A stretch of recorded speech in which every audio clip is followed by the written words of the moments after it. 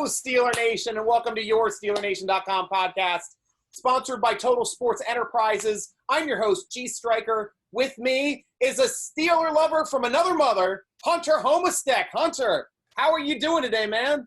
Amazingly, Stryker. Always better after your intros, man. I look forward every week to what you're going to come up with. It never disappoints. So thanks for the little ego boost and little pep in my step on a beautiful day. It is a gorgeous day. Ran out to get my microphone, which obviously didn't work. But when I was walking outside, I was like, man, it's awesome out today. It really is. But either way, guys, later on this show, we're going to be joined by Hall of Fame caliber offensive tackle of the Cleveland Browns, Joe Tomas. So he's going to help us break down the Browns. We're super excited to talk to him. You hang on the show. We'll be talking to him soon, too. But first off, we want to give our props to our sponsor, that, of course, being Total Sports Enterprises. We have a special giveaway this week going out. It is a signed TJ Watt 8x10. Make sure the only thing you have to do to win this signed TJ Watt 8x10, follow Total Sports Enterprises on Twitter. That's at Total Sports ENT, and retweet it. That's it. That's all you have to do. Super easy, Steeler fans. And you have a chance of winning this beautiful picture of TJ Watt. It looks like either after a fumble recovery or an interception, but he's definitely got the ball in his hand celebrating there on the field. It could be anything with TJ. You never know. You never know why he has the ball, but he has the ball. That's a very TJ Watt thing to do. Literally just retweeting it for a signed TJ picture, there's nothing to that. Like, if you're a Steelers fan, you got to go do that, because that's anything TJ Watt at this point. He's established himself as like that jersey you can count on to always be in style, you know? Like, He's not going to get cut. He's not going to suddenly fall off the earth. So it's a safe one. That's great. And thank you very much to our sponsor, Total Sports Enterprises. Check out their website, www.tseshop, to check out all sorts of Pittsburgh signed memorabilia that you can pick up for gifts, holidays, everything coming up. They're a great group to pair with us, and we're thankful for their sponsorship and their partnership. So, moving on, Steelers won the battle for Pennsylvania, but we lost a couple players here, Hunter. I just watched the Mike Tomlin presser here, and he went over quickly. It looks like David Castro is going to be out for the next game with an abdomen injury. I don't know if that means we're going to push him to injured reserve or not, but we had good news for the people that missed the game last week. Both Derek Watt and Marcus Allen are supposed to be practicing at least sometime this week. Same thing with Deontay Johnson, who hurt his back in the previous game, as well as Marcus Powney, who hurt his foot. Tomlin thinks both of those guys will be back. And an interesting person that was not even listed, he came out of the game, came back in the game, and that was TJ Watt, the autograph picture we showed you last time. He separated his shoulder, and one of the Steelers reporters tweeted out when they witnessed him getting his shoulder put back into place before he ran back out to finish the game. So TJ Watt, huge competitor. Great to have him. He's tough as they come, the whole Watt family, obviously. But good news on the injury front other than David Castro going down. Yeah, being down 2 Watts would have been pretty brutal for the Steelers, even though Alex Highsmith looked pretty good in relief, honestly. You know, there's not a huge drop-off, which is crazy to say. Yeah. Highsmith's production and performance so far has been very good, very, above what's expected, at least for me personally. So I like what I've seen from Alex Highsmith for sure. But you want TJ Watt in the game if you're a Steelers fan. That's a guy that you never want to see leave the field, and especially because of an injury. So it's pretty cool that that it was just your average separated shoulder. Sometimes I get to typing a little too fast and I feel a little tweak, and somebody needs to come set my shoulder right too. So TJ, I totally understand what you're going through out there. I feel literally the exact same pain as a writer and everything. So I get it, man. But overall, the injuries are pretty mild, honestly. You look around the league, a lot of teams have it a lot worse than the Steelers right now. So on the injury front, I don't think it's really bad news for the Steelers. And we've been very lucky. The ones that have been getting injured seriously are the players, of course, that we have very good depth behind. Kevin Dotson, Big Dot, doing a great job again. Last week, plastering Cox, who's an awesome defensive player, and he's been playing this league for a decade. Of all guys. He pwned Cox pretty well on a couple running plays. I saw Pancake. I saw him, just well-handed. So other than a couple penalties, I know he's still young. He's doing all the right stuff. I wasn't even sure he should have been called for that downfield. He looked like he was 1 yard downfield, which is still within the range when the ball was thrown. So then he took off downfield after the ball was thrown. I think the ref saw it late. Something happened. But, obviously the refereeing crew did an awesome job last game, right, Steeler Nation? Yeah, they were great on both. Hey, man, on both sides of the ball. To be fair, on both sides of the ball. This is not a homer take. The refs were just actually terrible all the way around last week. I still don't understand what they're seeing. I don't understand why they're calling every pass interference in the world on both sides of the ball this year, but calling no holding penalties. Yeah, zero. TJ Watt literally got hugged and nothing got called. Like, I don't understand how much harder you can hold somebody. And like I said, man, this is on both sides of the ball that's just not getting called this year, which is so weird. But, hey, what are you going to do? It's officiating. You never get anywhere complaining about it. And ultimately, when both sides are feeling it, it does kind of even out the game a little bit. Yeah. But a couple positives. We talked about it last week, how Mike Tomlin had a great record coming off of bye weeks. He was 9-4. Now he's 10-4. That's 4 in a row for Mike Tomlin coming off of bye weeks, even though this one wasn't planned at all.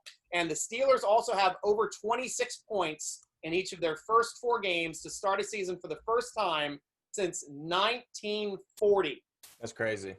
That's crazy, man. Yeah. A stat like that, I haven't dug into the numbers enough, but I would want to see the inflation of average points per game over that same, because it just feels like offense is so overpowered today anyway. Yeah. So that's a stat that's kind of just going to naturally happen, I feel like. Yeah. But on the flip side, the way you got to look at it, everybody's saying, oh, the Steelers defense looks terrible. And we're definitely going to get into that and talk about some things that they can do better. But at the same time, every offense is just shining this year. The league has just changed to such an offense-driven league that really – the days of those defenses that hold you to 3 points or under 10 points a game, that's way gone. They're way gone. Yeah. You can't expect a team to just limit somebody to 10 or even 17 anymore. Yeah, we asking for an over-under on interceptions from Baker, possibly being 2 on Twitter. I hope so. I want to see those numbers. The one thing we can't really judge is interceptions and when they're going to happen, because usually Baker would throw a lot of interceptions back when they didn't have as good as an offensive line or even skill players around them. They're a much better team this year.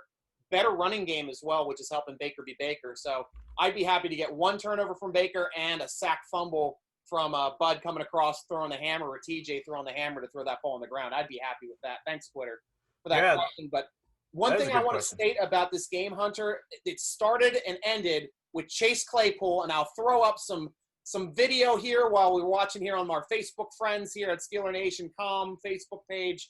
Chase Claypool, 4 touchdowns, 3 receiving, 1 rushing, 116 yards on 11 targets. And as we talked about, one of those targets was a phantom pass interference. Another target, he caught it, a beautiful diving catch, but his other leg hit the defender on the way down, which is a good call. But, man, was that a play.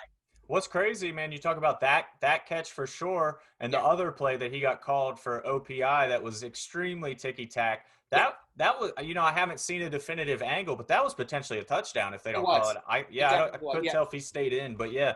So we're talking, he actually scored 5 touchdowns that game if they don't call the penalty. But what I liked more than any of this, and here's one right here, this third down conversion. He had like 3 or 4 clutch third down conversions.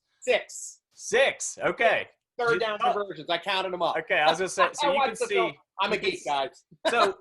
So think about this, guys. Like, just to even get targeted 6 times on third down shows an extreme level of confidence in the guy. And for a rookie, that's just unheard of. Like, you don't see them go back to the same well 6 times on third down to the same guy, trusting him, and then actually converting each time, making the catch, and a variety of catches. You've got the little curl, you've got the quick slant, you're getting an end around, you're doing drags right across the line. Crazy.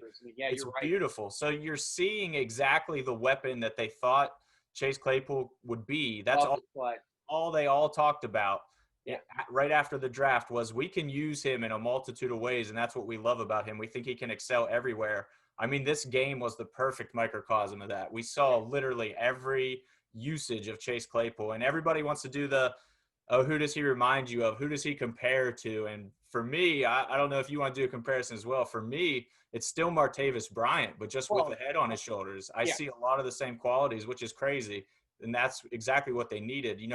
anybody who's watched the show knows I think the world of Martavis as a talent, as a Yeah. football player. So now I think Chase can bring that same level and maybe, if not even a step above, because he seems to have such a higher work ethic and just, a head on his shoulders. Yeah, his numbers aren't far off of Bryant. I mean, Chase has 5 touchdowns on the season. Bryant had 8 in his entire rookie season. Bryant also looks like this is the interesting thing about Chase Claypool. And I did a breakdown on the Steeler Nation forum yesterday showing like all the well-known, 6'4" and high and taller, 6'3" and taller. So I included Larry Fitzgerald, Randy Moss, Megatron, of course, our boy Chase, and then Martavis Bryant and Plexico Burress. Mm-hmm. And Randy Moss is off the charts. I mean, right out of the box, he had like 1,300 yards and 17 touchdowns. I mean, that's just sick. But he projects to be right around, over 1,000 yards. Right now, he's projecting at 20 touchdowns, which is just insane. He's not going to keep that up. No, that's crazy. But his rushing numbers, he's used more in the rushing game than any of those other previous receivers ever were. He's also, one thing that I've noticed is the Steelers really started utilizing him in the 1 and 2 wide receiver sets on rushing downs. So now that was a position that Juju used to take, and he took that position over from Washington the previous year just because of his blocking versatility. But, this is Claypool is way more versatile in blocking. Plus, he gives you a rushing advantage and a rushing option being the only wide receiver on the field. And he gives you that deep threat if you want to show a one-on-one with the guy. I mean, come on. I mean, so right now his numbers are really dramatically going up as being taking the most snaps as a wide receiver in our offense already in his 4th game, which crazy. Is incredible. And then plus he's your starting gunner on all of your coverage teams. That's not something Randy Moss ever had to do. That's not something Larry Fitzgerald ever had to do. And these are guys that came in and they gave them a starting position, said, you don't have to play special teams. You are the guy. We'll take care of you. Just go out and make plays. So he is a unique guy. So, I mean, Larry Fitzgerald, I like that comparison only as a pass catcher. But as far as for being a versatile runner, as far as being a versatile special teams player, this guy is unique. He's a new player. He's got the size, the physical weight. The only person that had as much weight as him was Megatron. Everybody else had the height, but they didn't have that weight to speed ratio. Yep. And that gives you that extra pop down field when you got little guys trying to tackle you, leg tackle you, arm tackle you. It's not going to happen with Claypool. Yeah, and that's why I feel like he is like a more physical Martavis for sure. And especially, I think Martavis had a little more straight line speed and agility. If you would just line them up in a foot race, I would bet on Martavis in his prime for sure. But Claypool does so many other things that make him a weapon, and surely he's fast enough, as you've already seen. And what I love, man, I think back to Joe Hayden's tweet during the offseason, during training camp, when he said, this kid's going to be a problem, mark my words, or whatever the tweet was. Yep. And it's like, why didn't we really should have listened to Joe Hayden probably, because I'd say he knows a thing or two about what Claypool can do. So those words are already coming true. To see Chase Claypool coming into his own this fast, yeah, it's crazy to see, man, because we talked about it last week, how Steelers rookie receivers typically don't do that much work. It usually takes them a year to really settle in, if not more than a year. AB took like till his 3rd year to really get rolling. So yeah, I mean, he started off as a special teams player. Right, exactly. But yes, he didn't. You're right. AB didn't get into the role until a couple years down the road. Right. So it's tough to just step in and make an impact in the NFL, but Chase is absolutely doing it and doing it at just a crazy high level. So it's awesome to see. I'm just happy for him. He seems like a great kid. I love everything that I've seen from him, both on and off the field. And right now, the biggest cliche in the world applies. The sky's the limit. Like when you come out and score 4 touchdowns in an NFL game, that doesn't happen by accident. And I would be remiss, too, if we didn't talk about Ben Roethlisberger, man, because for a guy, you've got to keep in mind, every single game this year, we've had a different leading receiver. A receiver with more yards. We had DJ had it the one game. Ebron had it the one game. Now you have Claypool having another game. Ben is getting that ball around to everyone. And I'm talking about all 4 running backs, both tight ends, all 5 now receivers caught a pass in last week's game. DJ had one right before he got hurt and hurt his back on that punt return. But this is something that Ben does not get enough credit for, is he makes the team around him better, and he's really evolved to a point where he's not forcing the football to that one AB guy or that one guy where he knows, hey, you're the guy that bails me out. He gives it to everybody. Like he went hard to Ebron. He went hard to Washington. He went hard to Juju. Even Ray got a 3rd down. I mean, this is big. And then Claypool just having a breakout game like this. So I want to recognize and let Steeler Nation know, like, Ben is still hard on himself, but he had a game where he completed 79% of his passes, one pass away from being an 80% completion percentage game. With Not 3 bad. touchdowns and no interceptions. I mean, that's perfect efficiency. Like, I mean, he's Yeah. growing in his reads and recognitions. Even Coach Peterson from the Eagles mentioned that, what did you do? Why did you have Jerry on Claypool on that last play? I mean, why you have a linebacker on Claypool? Well, number one, Ben audible to that. He Right. had Claypool playing in Eric Ebron's inside slot with 3 slot receivers on that side, so he's the closest to the line of scrimmage. That was supposed to be Ebron. They had Ebron split out to the other side, and that was the first time that both he and Ray ran that play and were completely in different positions than they normally play. And then Doug Peterson had to say, look, they made the right call and the right audible in the right situation because that is what won the game. Ben recognized that he saw 2 high safeties. He was seeing that zone coverage. He was actually expecting a blitz with a single high at first, and they had a different play called. He audibled out when he saw that zone coverage with the split zones. You could see him, even somebody did a breakdown too on Twitter, where you saw him turn to Juju and say, you have the out, which means if Juju runs that out pattern, it means that safety on the high left is going to the left side of the field, wide open middle of the field with a one-on-one linebacker, inside linebacker on Claypool. And I know Steeler Nation, we always get upset saying, how can you have a linebacker on a wide receiver? Schematics. It happens. It happens to the entire league. It happens to us against San Diego when they got Allen running against us, and it happened fortunately, it happened for us this time with the Eagles. I love that you put it that way because that's exactly what I was going to say. It's what we talk about so much where the offense is allowed to make plays too. Like sometimes it's not that the defense broke down or didn't do its job. It's that the offense executed better and exploited something they saw. The offense is allowed to make plays. So I think that play was the perfect example of it working in the Steelers' favor. Yeah. So next time you see something like Vince Williams covering Keenan Allen, hopefully you don't see that too much. But when you do, maybe take into account that the Steelers maybe didn't want that to happen, but the offense made that happen. Yeah. And Ray is our third leading rusher for a game. We had Connor leading for 2, Snell leading for 1, and then Ray with that big ripoff. He had 2 rushers for 63 yards. Added another 12 yards receiving, 3 catches on 3 targets. That's big for a guy that's just working into the system that had to be thrown in since DJ went down with an injury. Connor with a strong game, 15 carries for 44 yards and a touchdown, 3 catches for 19 yards, 63 total yards. I mean, that's all they really needed was production out of him, and they got it. They worked Snell into the game a bit, McFarland into the game a bit. And like we said, we already talked about Juju. Ebron had a good game, 5 for 6, 43 yards. I know he had that fumble, but guys, he got hit, and it was a great defensive play.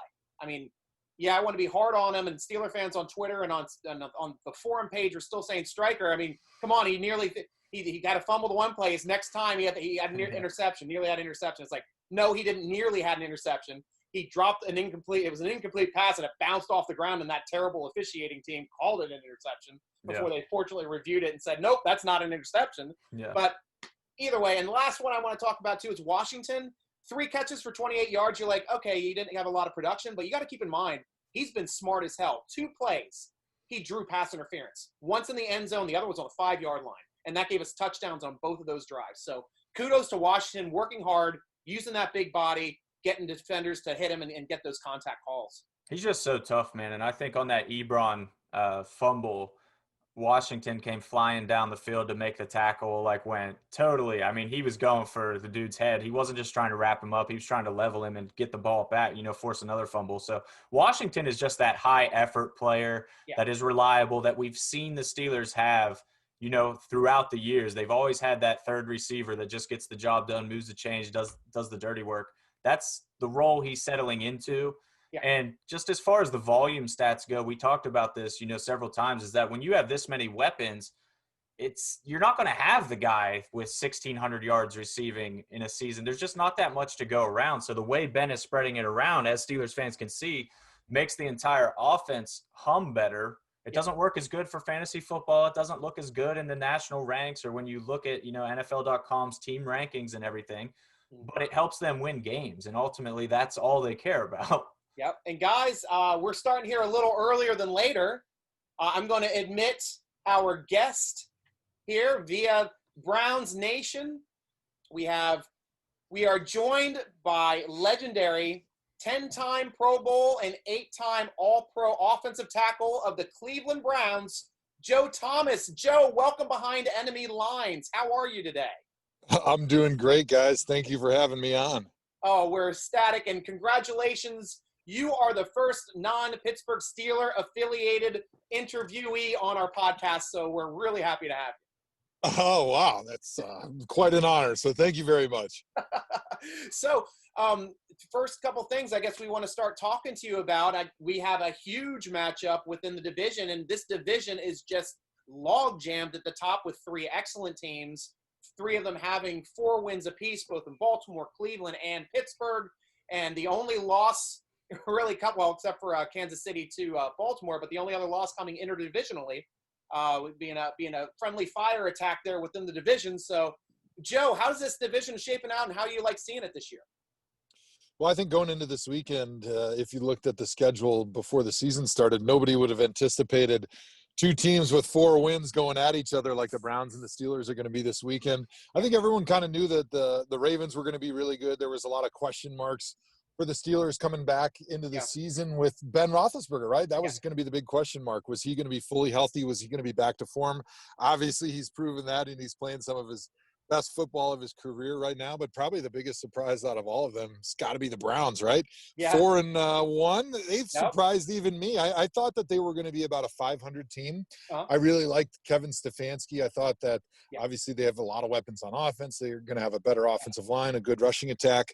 But just with the shortened pandemic training camp and the new head coach, I thought there was going to be a lot of hurdles for them to overcome, especially early on in the season. A lot of young guys on that team, a lot of problems that you have to deal with when you just don't have a lot of practice time and you've got a young roster. And you got to give credit to Kevin Stefanski and the Browns right now. They've really played good football. They've got those guys playing at a high level, and they've got them on the same page much quicker than I think most people expected. So it's kind of cool having a little Brown Steelers game with a lot riding on it for once. I know, right?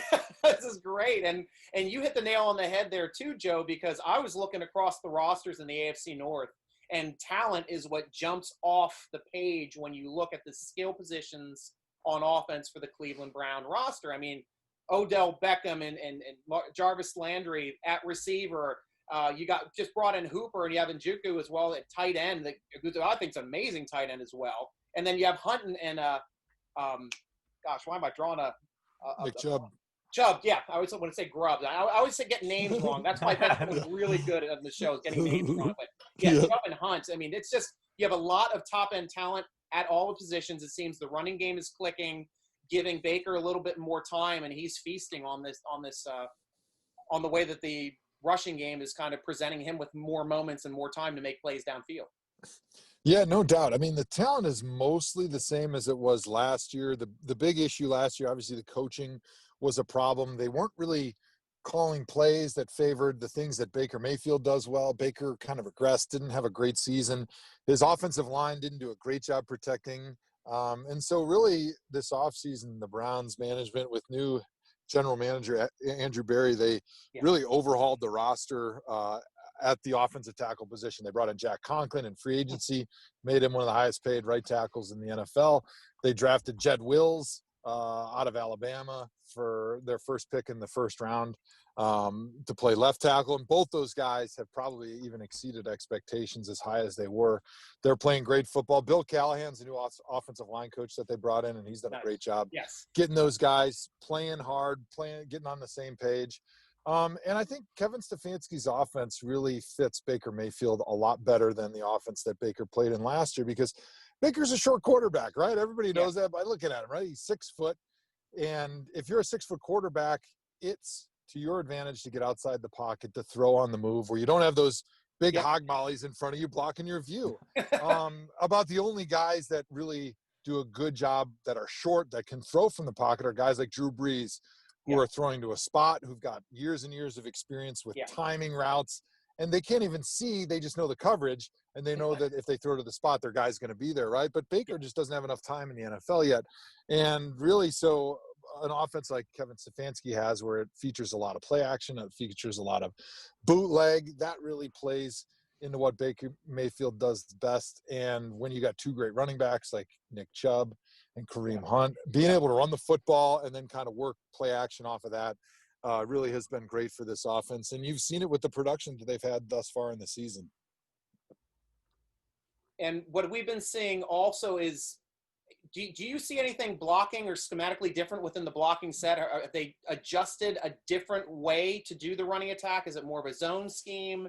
Is it more, do they have a plan specifically the way that you see the blocking attacking other teams this year? Yeah, so last year they kind of had a grab bag of runs, you know, some of the traditional powers, the gap schemes, the inside zones, but not a lot of outside zone. And this year I would say they've focused more attention on the outside zones.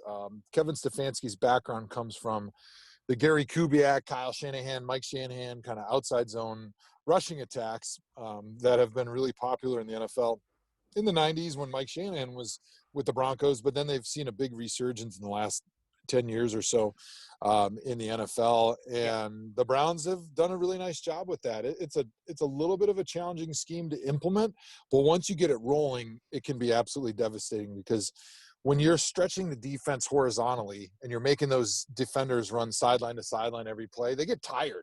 And then those holes get really big. And then you get an opportunity, if you have some receivers blocking down the field, to get some really big chunk plays in the run game. And that's something that just those traditional inside zone gap scheme running teams don't provide you with the opportunity to hit big home run plays. So this is really a different running scheme than it was last year. And it's showing with a really, really dynamite rushing attack that's really been the impetus for that 4-1 start for the Browns. Nice. And I forgot to introduce myself. I'm sorry. We're just so excited to have you on the show. I'm the host. I'm Stryker. And with me also is my co-host, Hunter. And I'm sure Hunter has a question for you as well. He's been chomping at the bit to talk to a legend. Beautiful. So. Yeah. Joe, it's nice to meet you, man. Thanks for joining us. Yeah, thanks for having me, man. Hey, man, what I want to ask about is because as just, watching the Steelers growing up my whole life, I grew up a Steelers fan. When it comes to Browns week, there's always an extra level of intensity, right? But I got to say, throughout the years, you were always a guy that I feel like no Steelers fans had animosity for. It's like, well, Joe Thomas, he's still he's one of the best ever. How can you hate that guy? But from your perspective as a player, what is it about Steelers Brown week that brings that extra level of intensity? What are the players feeling leading into this game?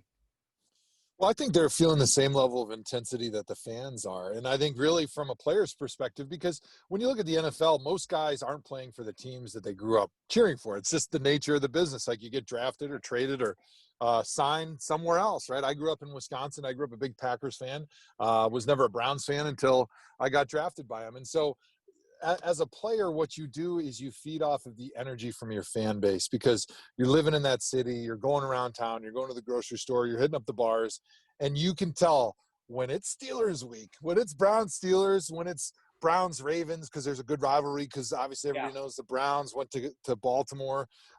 There's just a different level of intensity and focus in that fan base, because when you're walking around town, people are saying it's Steelers week, you got to kick their ass, I hate those guys, and it's just that intensity that you realize it just means more to the fan base. And as a player, you really, really feel that, and you feel like an obligation and a duty to your fans to try to make them happy.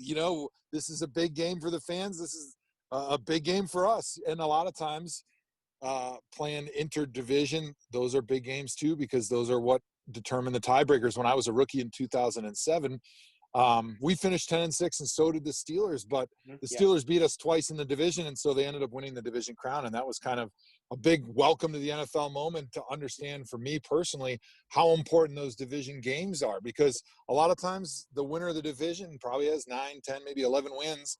And there's going to be some type of tiebreaker that's going to determine who wins the division. And so unfortunately in my career, I never had another winning season to be able to decide and figure out what those tiebreakers were all about. But I'm really optimistic that the Browns are headed in the right direction, and that great Browns-Steelers rivalry where the games at the end of the season are really going to mean something.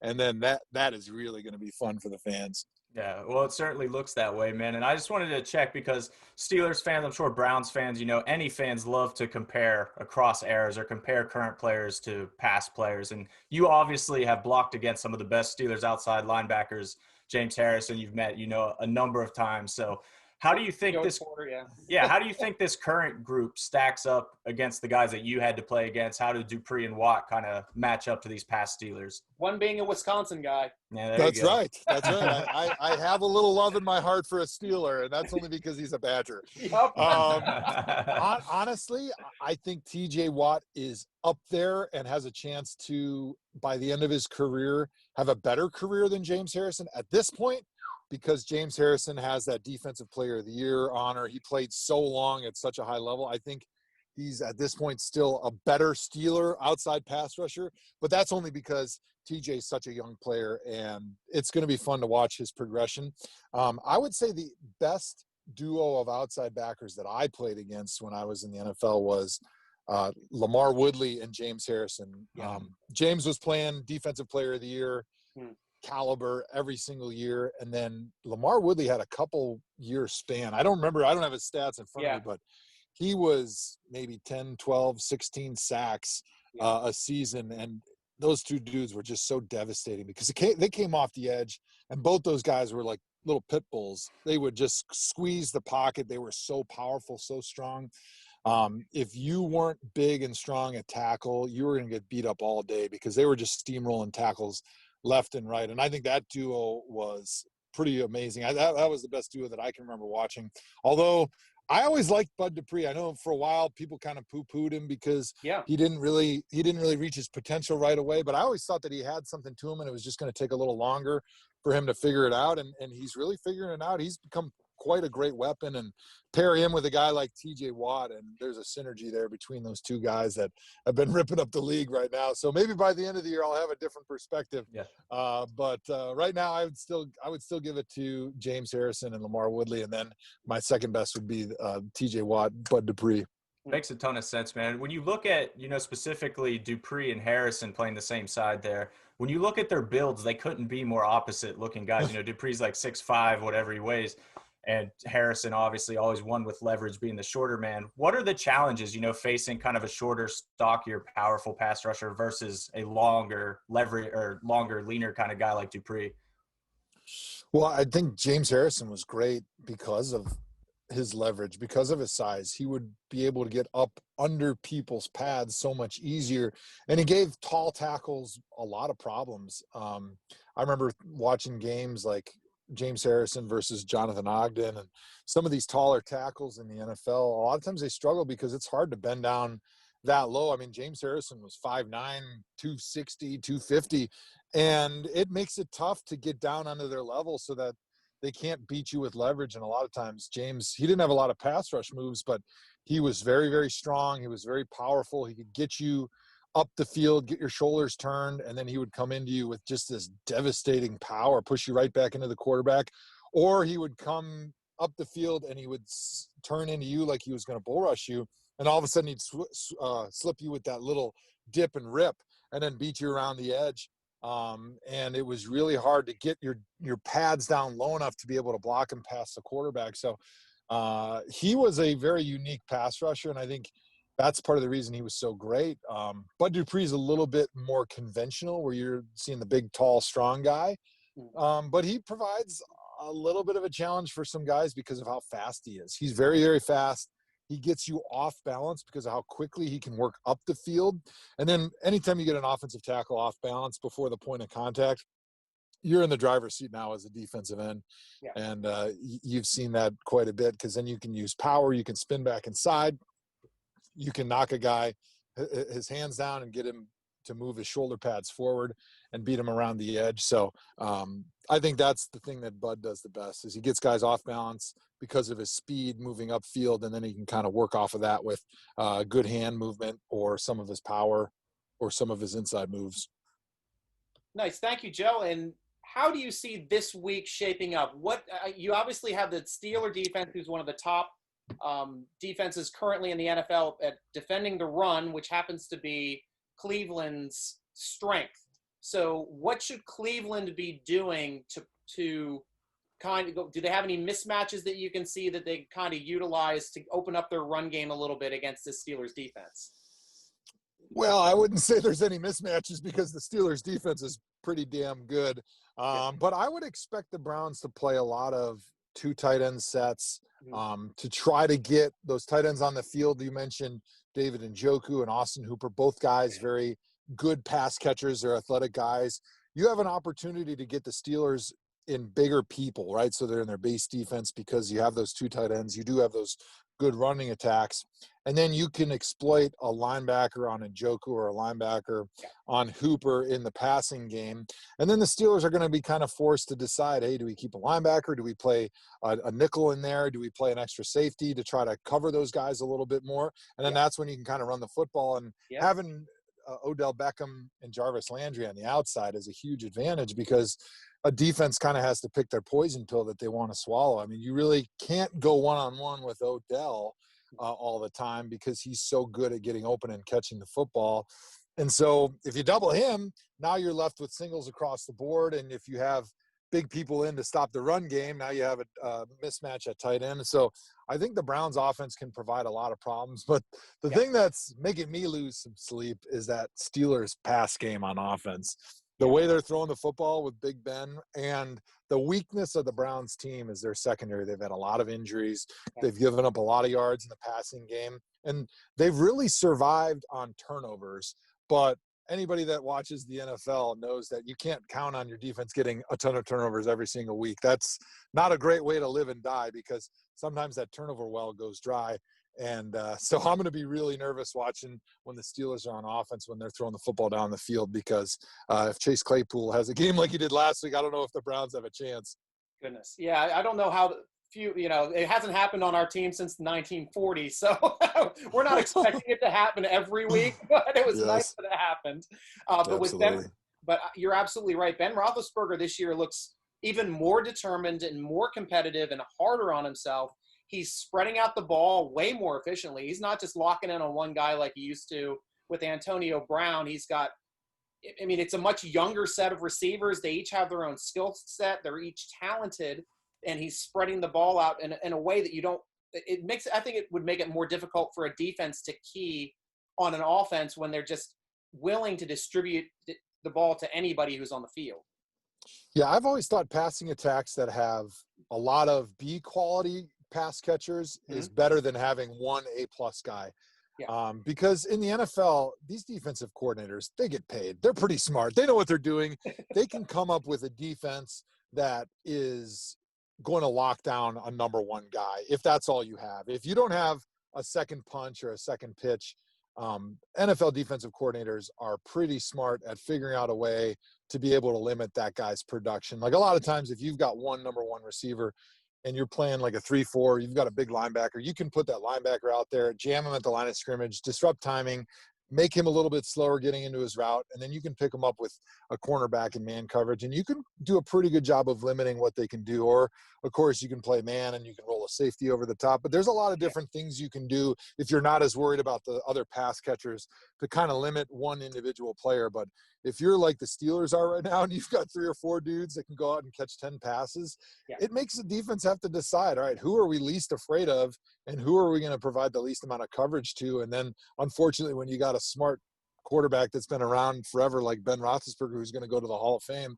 he finds those matchups pre-snap, and you know he's going to feast on that because there's not a coverage that he hasn't seen in his career. There's no disguise that is going to fool him, and it makes for a defensive coordinator pull out his hair on a Sunday.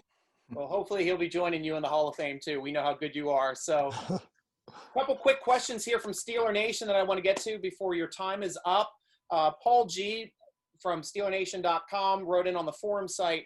He said, what is it like for a team leader like yourself who spent the entire career with one organization to address younger players in the locker room after frequent organizational changes that occur with the head coaching staff and the front office? What kind of advice can you give to those players to try to hold the team together in those moments?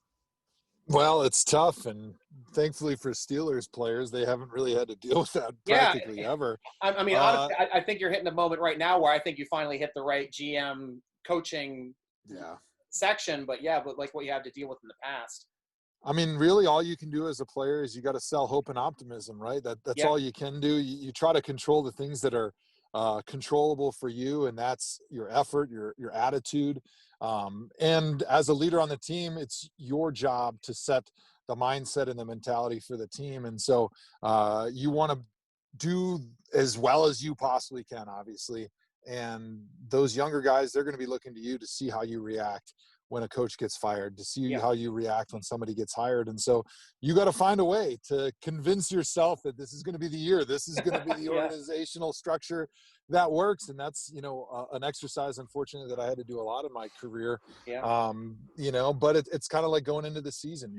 I played for 20 quarterbacks in the NFL, and each one of them, in order to get the most out of yourself and your teammates, you got to convince yourself that this is the guy, right? Because without that hope, without that belief in the guy behind center or that head coach that's in the coaching box, you're not going to get the best effort and the best preparation that you need from all of your teammates to give yourself a chance to win. In the NFL, every team is so good, you got to at least give yourself a chance. You got to give yourself the best chance possible week in and week out. So really, it's a little bit of mind control. It's controlling your optimism.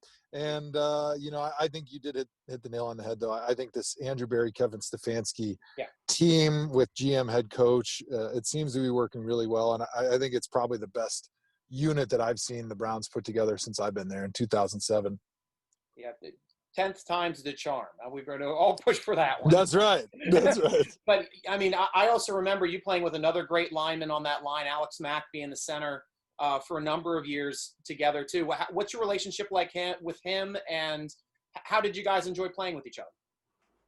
Yeah, Alex, he was my best friend when I was in Cleveland. He's still my best friend from my playing days. We keep in contact all the time, and he's going through a little bit of a tough spell down in Atlanta. They just fired their coach, and I'll never forget when I was trying to recruit him to come back to Cleveland before he signed with the Falcons. He was just so fed up with the losing that he really wanted to try to go somewhere where it would kind of assure him of a chance to have playoffs every year and have a chance to play with a great quarterback. And the first year they're down there, they got Kyle Shanahan's the offensive coordinator, Matt Ryan's the quarterback. Everybody thinks life is good. They make it to the Super Bowl, almost win a Super Bowl. And since then it's been doggy doo-doo, and I feel really bad for him, right?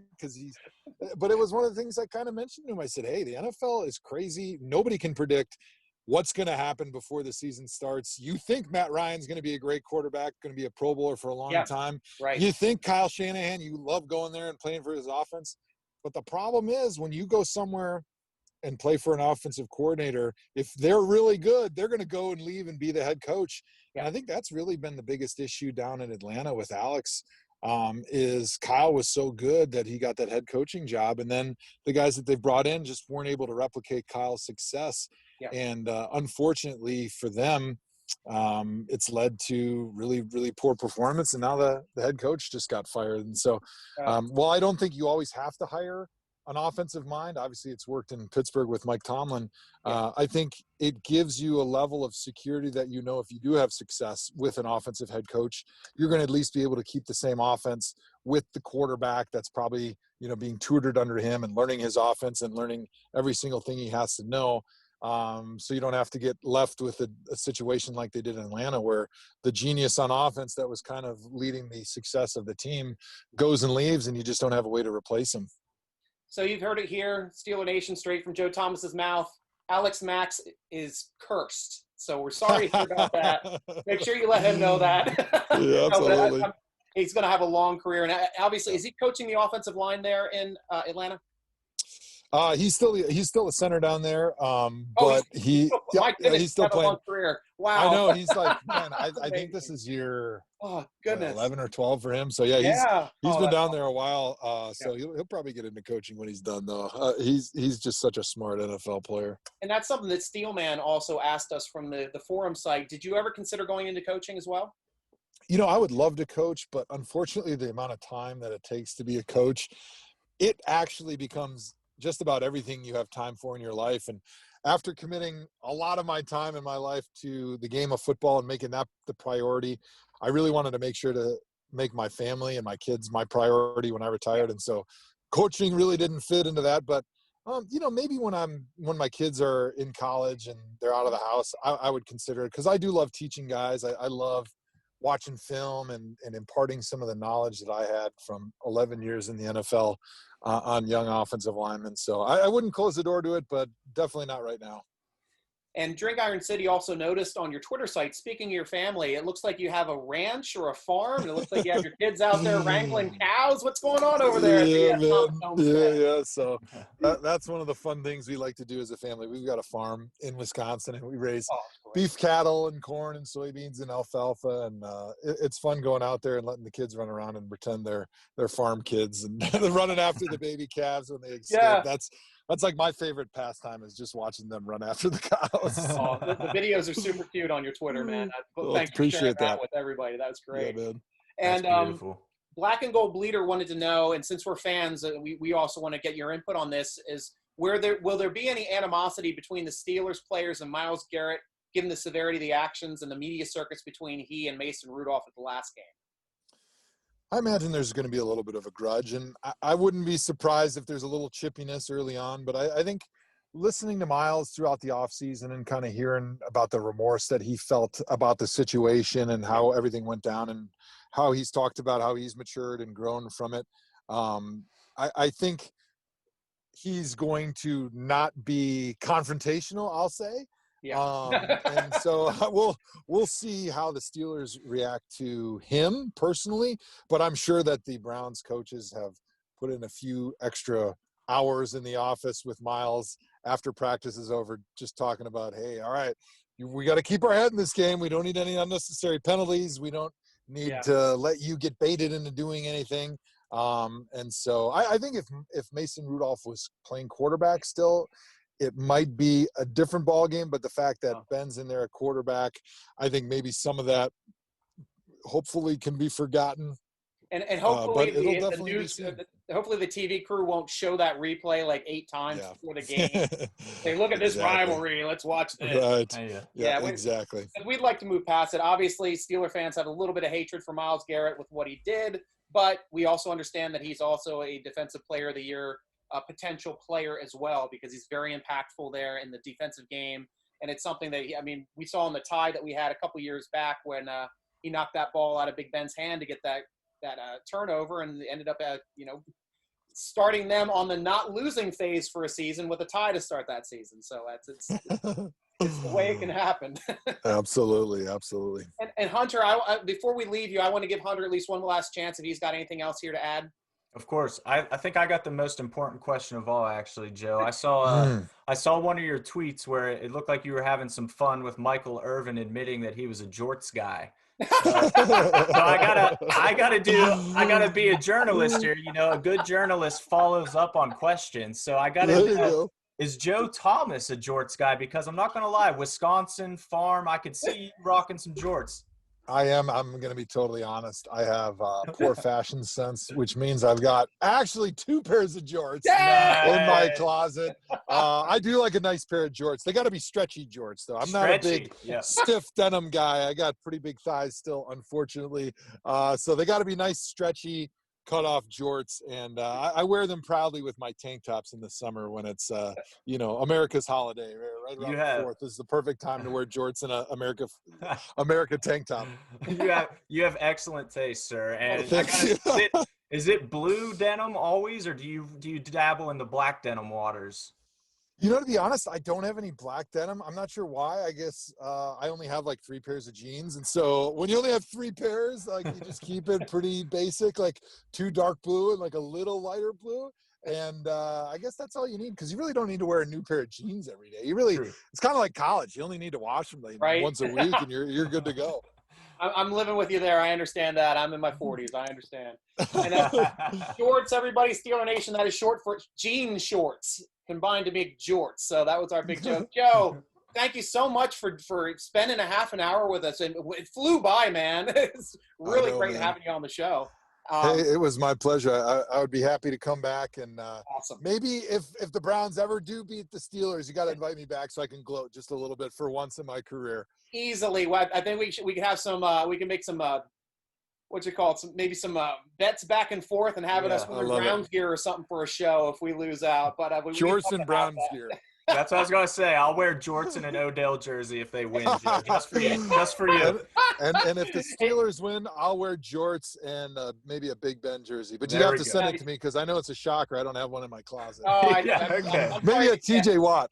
Maybe There we TJ go. Watt would be more palatable being a Yeah, okay, Wisconsin right. guy. We'll keep the Okay. Wisconsin's connection there. So We can make Steeler that Nation, happen. make sure to reach out to Joe on Twitter at JoeThomas73. That is at JoeThomas73. And Joe, we even have a small Cleveland Browns helmet here showing the matchup. I know you're not on the video, but just so you know, we do have some love for the Browns here. I'm in the smallest helmet that I have of all my helmets displayed. That wouldn't fit on my thumb. Yes. And are there any other programs or charities that you'd like to report to our football fans out there before you leave? Well, yeah, we actually have Mission Barbecue. It's a couple buddies and myself. We got a restaurant in the Pittsburgh area. We've got some in Youngstown, Cleveland, kind of all over the Midwest. And check it out. It's really good barbecue. And we're really committed to giving back to first responders, military, police, firefighters, EMTs, and proudly serving great barbecue every single day of the year. And Mission Barbecue is excellent. I've eaten there, and I guess it's a chain. So you own some franchises? Yeah, it was actually started by a friend of mine from Wisconsin. We connected when he was working at Under Armour, and then once he started it, and then once things started rolling, and we wanted to start opening up some stores in Ohio, Pennsylvania, the Midwest areas, I jumped on board, and I've been twisting Alejandro Villanueva's arm a little bit, trying to get him on board because obviously it would be such a natural fit with his background in the Army. Yes. And we're close. We're close to getting him as a partner. We just maybe need one more little push this season, and I think we got him. So, but either way, it's serving up good barbecue, and you got to check it out. That's killer, man. Is yours out here? And is it the one in Robinson Township? That's right. Okay, I'm gonna have to snag some lunch there. Check it out, man. That's Absolutely. awesome. Yeah. And guys, if you've never been to Mission Barbecue, I was pleasantly surprised at noon every day. I don't know if it's for your franchises as well, but we were greeted by the national anthem. So I was in there to respect the national anthem, have some great barbecue, and see some excellent designs all around, showing their love for first responders and all of the armed forces. So it's a really, really nice place to go in and take your family, enjoy some great barbecue, relax, and enjoy the armed forces as well. So thank you for being a part of that and let us know about that, Joe. And we will be in touch and hopefully have you back on here soon. Cool. I appreciate that, guys. Go Brownies. All right. Go Steelers. All right. Thanks again, man. Later. Thanks. Bye.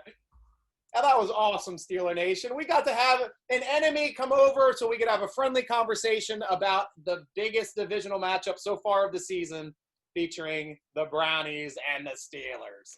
Dude, he's too awesome, man. You know the saying like don't meet your heroes. I think don't meet your enemies. Like don't meet your enemies should be another one, because now I like Joe Thomas obviously, and I kind of want to like the Browns a little more just by association. So it's like, damn, Joe Thomas is converting me into not hating the Browns now. Well, to tell you the truth, my hatred for the Browns left when they moved to Baltimore. Because I always hated the Browns. They had great teams, always making the AFC Championship games, and they had great Schottenheimer as the coach.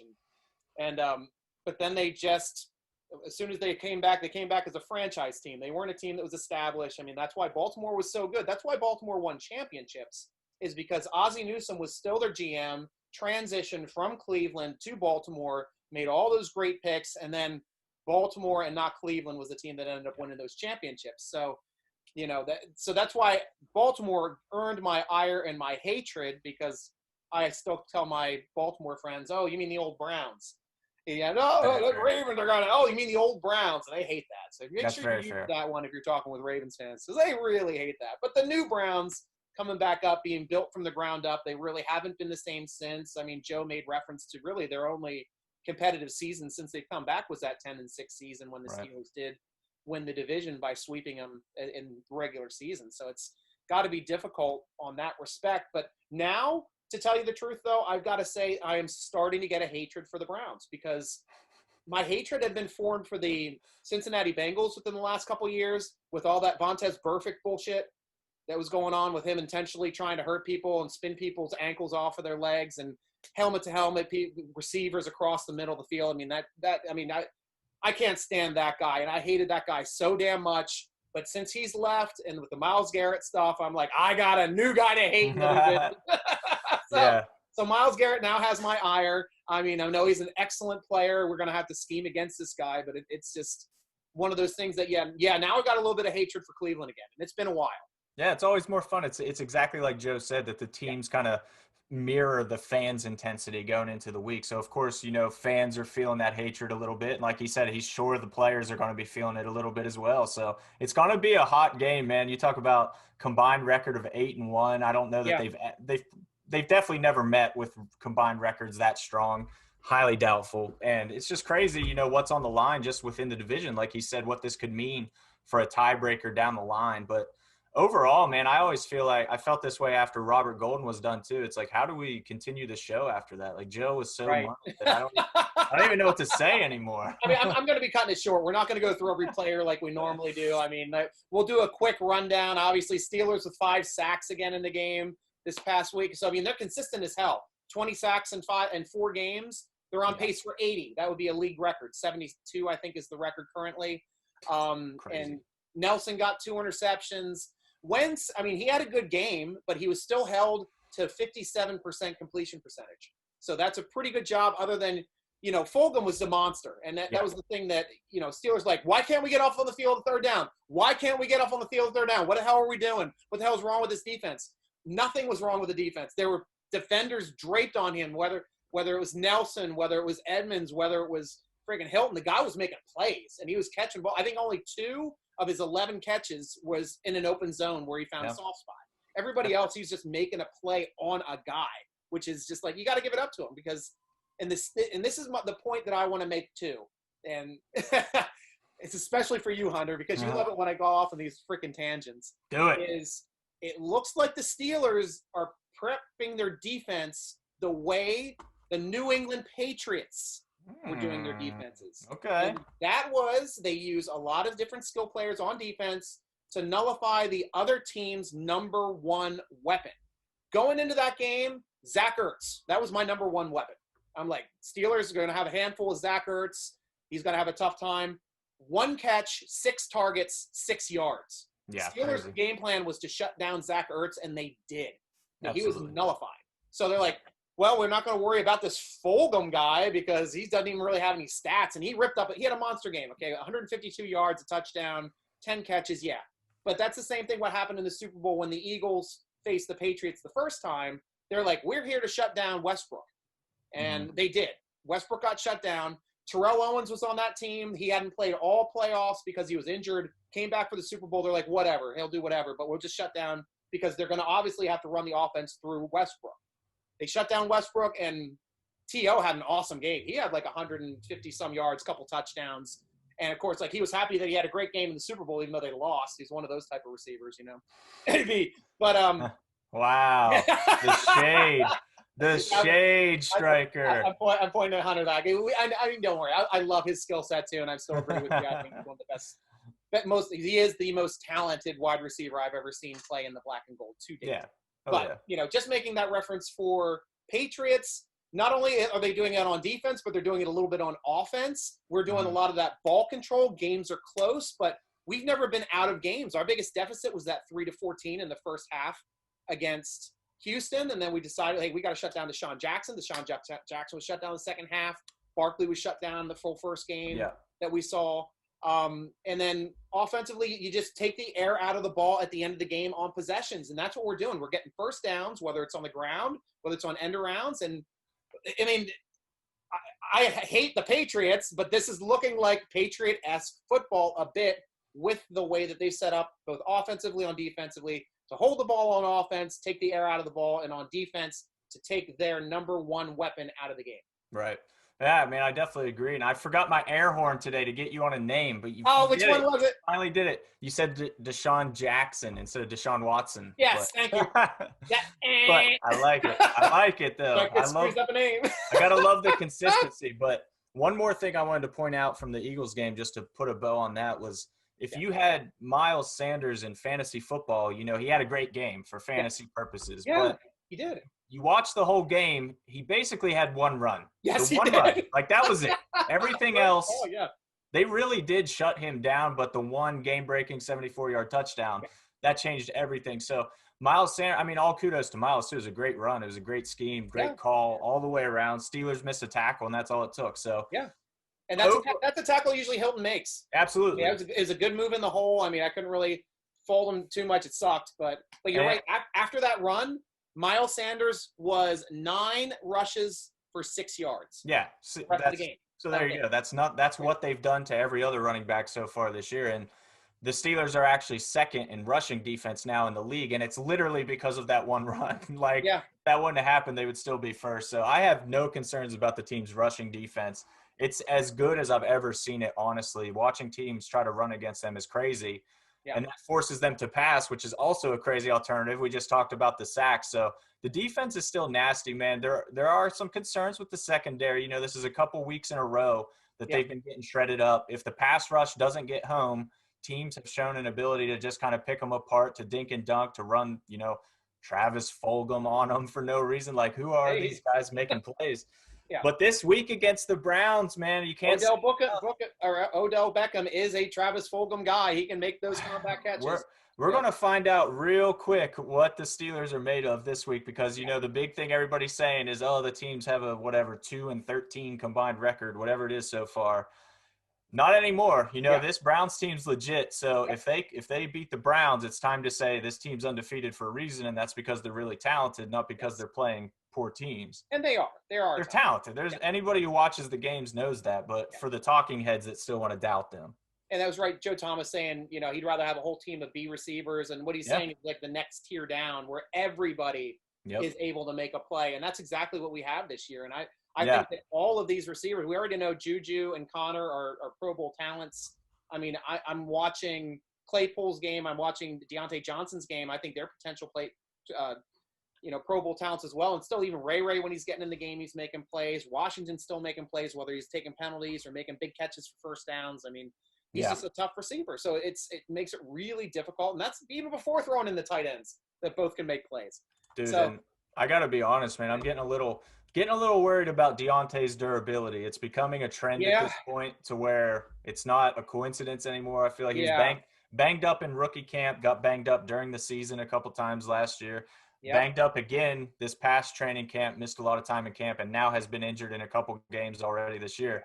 But it's the dude's so good. I tweeted it during the game. Like, it's going to be frustrating if we never get to see his potential, because he's one of those guys who's just so electric. And you throw him in the mix, like, I'm just selfishly mad that I don't get to watch him play. Like, that's it. It's not. Because I love watching him play. Yeah, it's that great separation. He's smart. But the thing for me, like, I got to walk back a statement that I said last week, even, you know, right after he got his bell rung the previous time, is, you know, I wanted Johnson on punt returns when it's a returnable punt return, like what happened in this previous game, where he's going to be getting the ball right around the 30 or 40-yard line with a chance to return it. Yeah. It happened this past game. He got hit in the back. I'm done. I want him off of punt return now, and just Ray. Yeah, so I mean, Ray's shown enough. I flip-flop there. Sorry. I'm not even as good as Deontay is. Keep DJ healthy as possible. Yeah, as good as Deontay is on punt returns, and obviously a second-team All-Pros, a rookie, he's one of the best. Yes. I don't think Ray is going to be a huge step down. No. From what we've seen. You know, Ray's been very good. I would much rather have Deontay out there to add another weapon on offense, because – I mean, Chase Claypool did have a ridiculous game, but like we said, he's not going to keep that pace all year. He's like, you want these weapons on offense more than on special teams. Deontay needs to be out there to add that extra layer. And honestly, dude, one thing I think of, since you just kind of slandered AB's good name a little, I just want to talk about how impressive his durability was, being the same size. Yeah. Same size as Deontay, playing a very similar style, but always he was able to avoid contact so much better than Deontay. And I know him and Deontay or at least were close. You know, they were training together in the offseason a little bit. I would love for Deontay to talk to AB a little bit to get some tricks of how he would take care of his body, because that's one of the things that never really gets talked about with AB was his ability to absorb punishment. And you touch the ball, that smaller guy, like you're saying, that small, the guy just never really got hurt. It was amazing. Yeah. So quickly, offensive, defensive game balls. Who do you have there, Hunter? Oh, the offensive game ball. Who could that possibly be? That's why I let you lead. Hey, I mean, you can't not say Claypool, Yeah. but I mean, Breakout game. yeah, come Yeah. on. Two. What about you? I obviously Claypool. Offense for me, I'm going with Ben Roethlisberger. Okay, there you go. He's really done a great job. He spread the ball out to 9 people last game.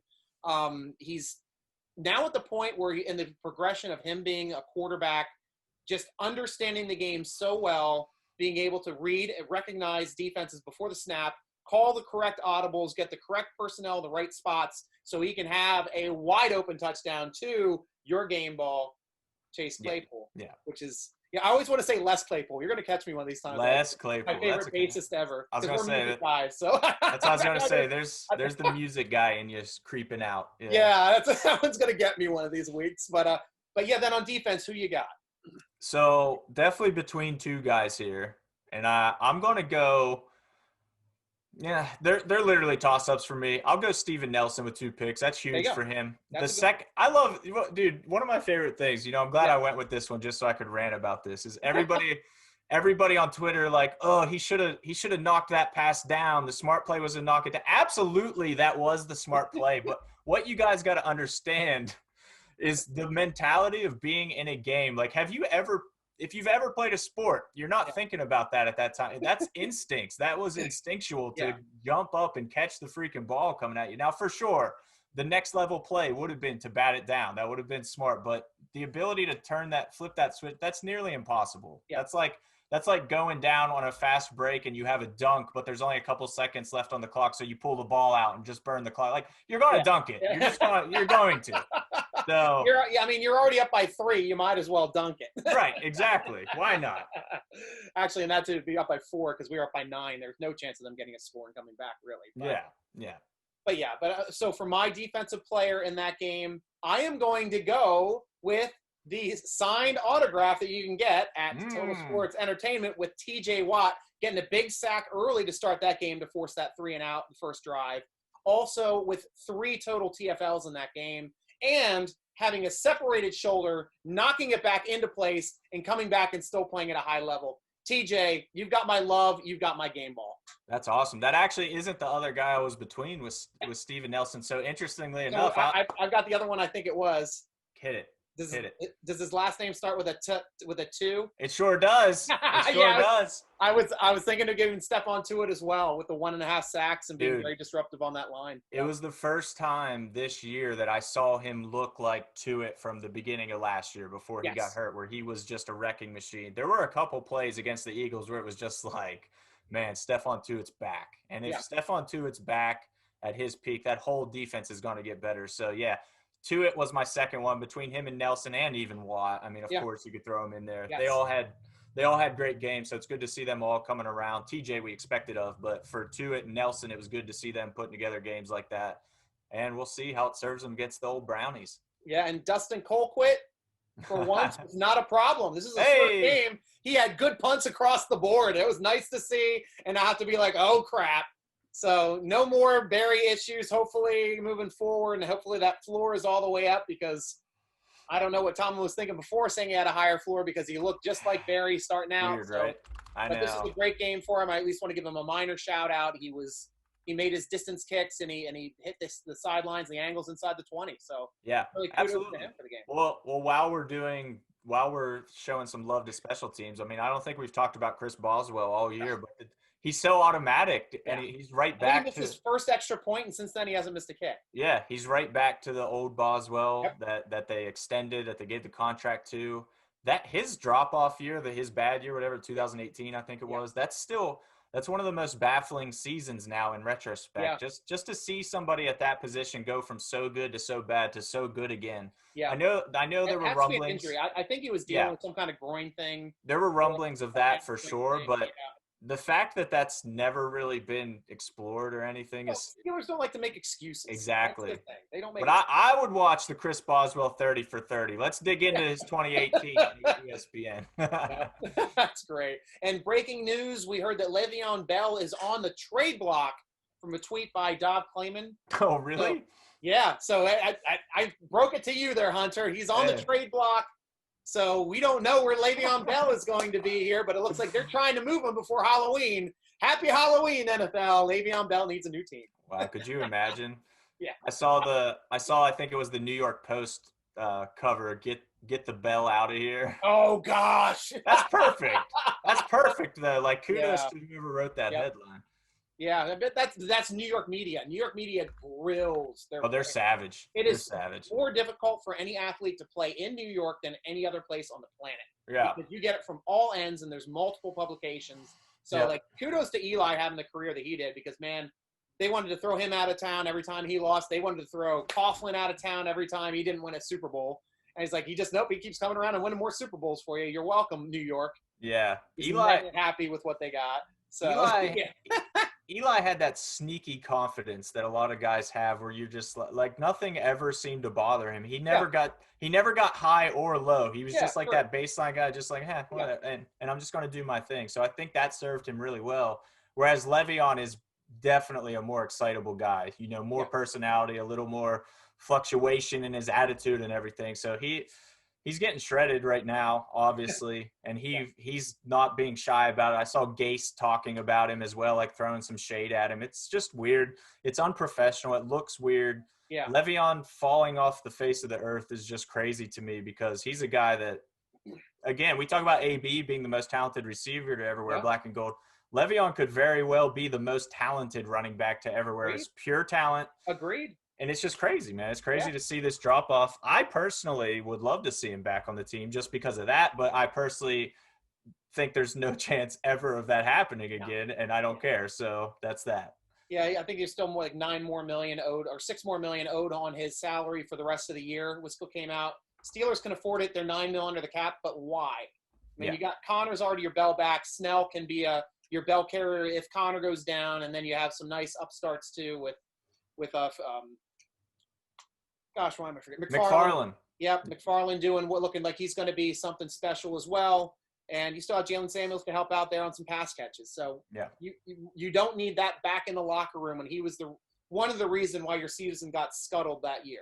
So Overall, man, I mean, it's just an exciting year for the Steelers on both sides of the ball. I think we were excited for it all offseason, obviously, just excited for football to be back at all. But for them to start 4-0 and now have this huge game against the Browns looming, man, it's a sweet season so far. So Steelers fans, I think it's easy to get negative about things when things aren't perfect or they're 4-0, but holy crap, we suck. I'm seeing a lot of that. They definitely don't suck. You don't get to 4-0 if you suck, but they're far from suck. We'll know a lot more for next week's episode, and we'll see if Joe Thomas is joining us in jorts or not. Yep. And hopefully the Steelers' defense pressure will continue this week against the Browns because they're going to need that for their secondary to hopefully have a smaller window and help them out to be able to defend those great receivers on the edge with Odell Beckham and Jarvis Jones. But Steeler Nation, we've made it another great hour with Hunter Homistek and Joe Thomas. Guys, you can follow Hunter, of course, on Twitter and Instagram at Hunter A. Homistek. That's at HunterAHomistek. You'll see us again every week, 2 o'clock on Facebook, on Twitter. This is what we do. Thanks again, brother, for being over here and spending a beautiful hour with me, man. Of course, man. No better way to spend that hour. And like you said, it was awesome having Joe Thomas on. That was really cool, man. Hopefully we can get him back on, like you said, after a Browns game. But that was a killer week, man. We'll do it again next week and maybe 5-0. I feel like we say that, 1-0, 2-0, 3-0. Where's it going to end? 5-0. But to think that we haven't been 4-0 since the late 70s. It's weird. Both times, 78 and 79 won a Super Bowl last time Steelers started 4-0. Another good stat to have out there. There you go. So we'll see, man. Maybe 5-0. Third time's the charm. Yeah, for sure, dude. Thanks for having me, man. We'll see you next week. Anytime, brother. Talk to you soon. Later, dude. All right. Visit our title sponsor at Total Sports Enterprises on Twitter to be part of their signed merchandise giveaways every week. Guys, get on there quickly for that Watt 8x10 signed picture that they have out now. They're giving it away tomorrow. So just get on there at Total Sports ENT and just retweet that, and you got a chance to win it. They give one away every week. Awesome stuff. You also check out their website at www.tseshop.com. You too can get great unique gift on the SteelerNation.com gear page, like this awesome Steeler Nation podcast shirt that I am currently wearing. Boop. Yeah, a little self-promotion there, but you can buy one of these awesome shirts, and we got some great slogans and stuff specifically for Steeler Nation to have a great time. So go to SteelerNation.com, click on the gear page, and get geared up for your virtual tailgates and to the lucky few that actually get to go to the games. Congratulations there, Steelers fans, showing up here last week. SteelerNation.com is the best site for fast, unique Steelers information on the internet. Click the podcast button to listen to one of our many interviews, or click on the forum button for the best football discussion on the internet. Subscribe to Steeler Nation YouTube channel to be the first to know about our live vidcasts and video uploads. And that is youtube.com/C/Steeler Nation. Tweet us at Steeler Nation, Instagram us at SteelerNation.com. Follow the Steeler Nation podcast on Twitter at _SN podcast and Instagram at Steeler Nation podcast. And follow your host, Stryker, on Twitter and Instagram at SN_Stryker, Stryker spelled with a Y. Thank you for joining us for the SteelerNation.com podcast, sponsored by Total Sports Enterprises. Even though Joe Thomas will not be joining us in our final cheer, we're still happy he was part of our show today. And I'm your host, G.Stryker, with Hunter Homistek, rooting along with you as always. Go Steelers!